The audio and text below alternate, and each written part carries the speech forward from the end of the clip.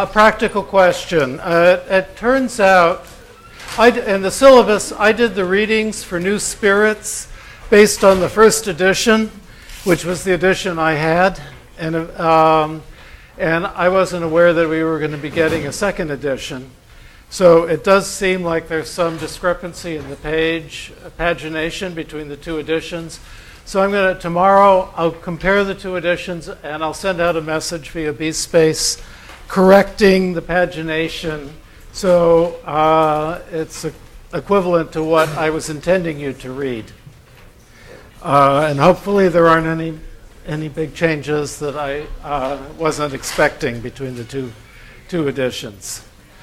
And a sort of thinking about method, I'm thinking of this class as moving through a series of rooms or spaces. And the last 2 weeks was what was the space we were looking at was what was particular about U.S. capitalism.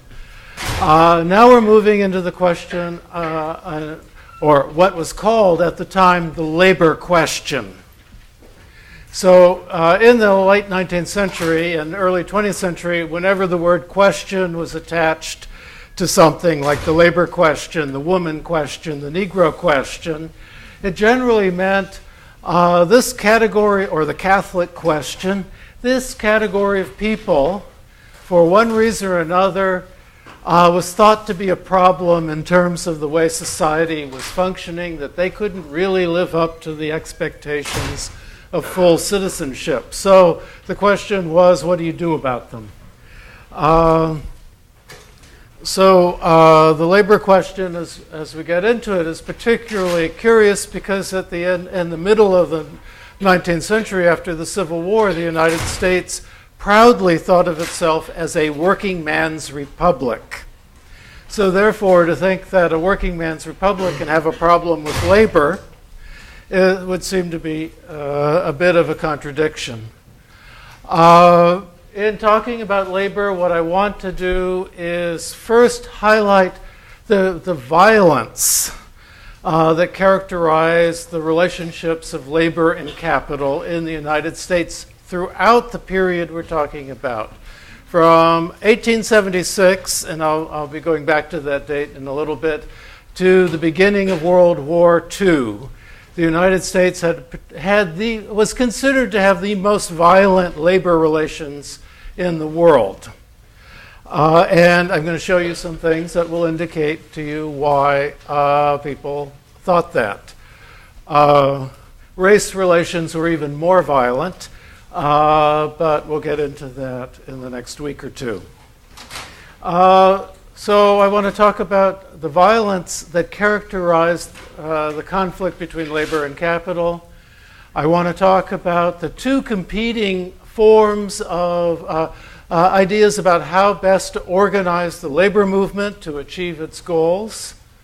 And then I also want to talk about what was everyday life like for people who were in the working class, the urban working class in particular, which was not quite a majority of the population, but almost 50%.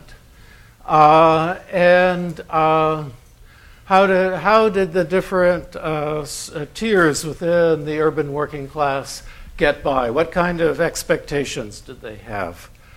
Now, the most violent labor conflicts took place between the most highly paid workers in the workforce and the most, generally speaking, the wealthiest and most advanced corporations. So they took place at the sort of the heart of the economy, not at the margins. The first thing I want to show you is a clip from a movie made in 1916 called Intolerance. It's a famous movie. It was at that point, the most expensive movie ever made in the world. And it was made by D.W. Griffith, the famous silent filmmaker who had just finished Birth of a Nation, one of the most infamous films ever made in the United States about celebrating the rise of the Ku Klux Klan and the defeat of the freed African Americans in the South. One of the most racist films one can imagine. And he was surprised at all the opposition to that his film Birth of a Nation generated. So he decided to make a film called Intolerance, in which he would show the hypocrisy of the social reformers that were attacking him.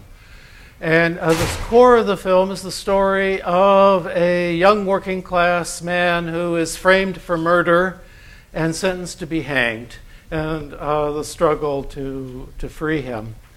There's three other stories: the crucifixion of Christ, the sack of Babylon by the Persians in 535 BC, and the St. Bartholomew Massacre, which was when the King of France ordered that all Protestants in France be killed in one day. So that's one of the reasons why it was so expensive, because he had these four historical stories, and he tried to be, as in Birth of a Nation, he wanted to recreate the historical picture very correctly. So one of the early scenes in the film has to do with a labor strike, which turns violent. And when this came out, this was the people who were involved in labor strikes thought this was a very accurate presentation of what occurred in Bayonne, New Jersey in 1915, the year before the film was made. William Rockefeller was John D. Rockefeller's son, was the head of Standard Oil of New Jersey.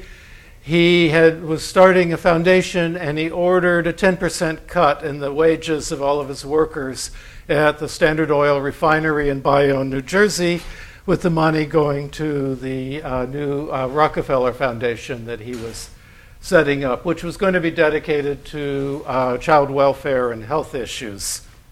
So he thought it would benefit the workers better than they're actually getting the money themselves.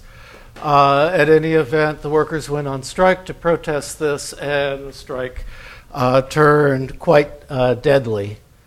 So this is the scene of a fictional strike, but an attempt to do a historical reconstruction of the Bayonne strike, one that people thought was extremely accurate at the time. Of course, because it's a film, there can't be any dead time, so action moves quickly. But in addition to what you see in terms of the violence, you should also look at how the actors and the characters are dressed, because you can see a group of people who were at that time relatively well paid and entering into the consumer world. Anyway, this is about 7 minutes.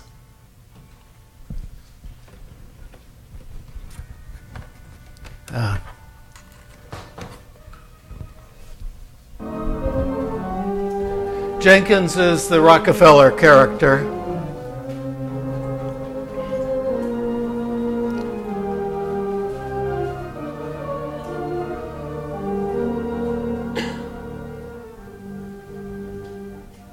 And they cast an actor who looked like William Rockefeller.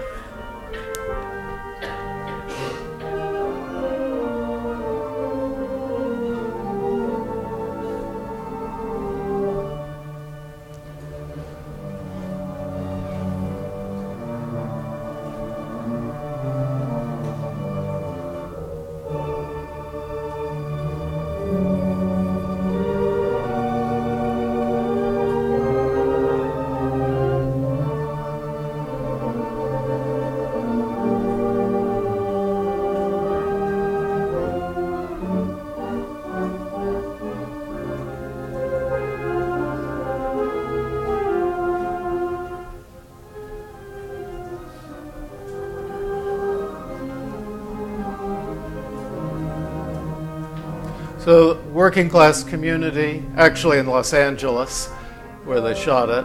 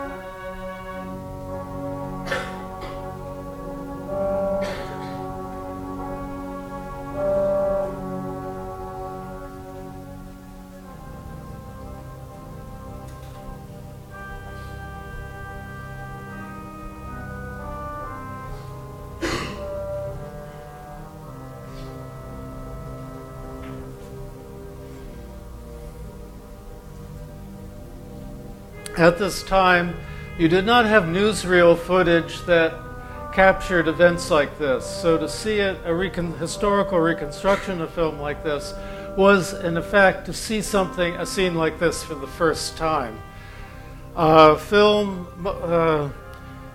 Photographers, newspaper photographers had just gotten a slightly faster film and were starting to go out and photograph still shots of events on the motion, but that also was very new, and people were still learning how to do it. So again, this film, in effect, had an impact because it was presenting something to people that they had read about in the newspaper but could only imagine in their mind's eye. So here's someone presenting it as it was supposed to have really happened.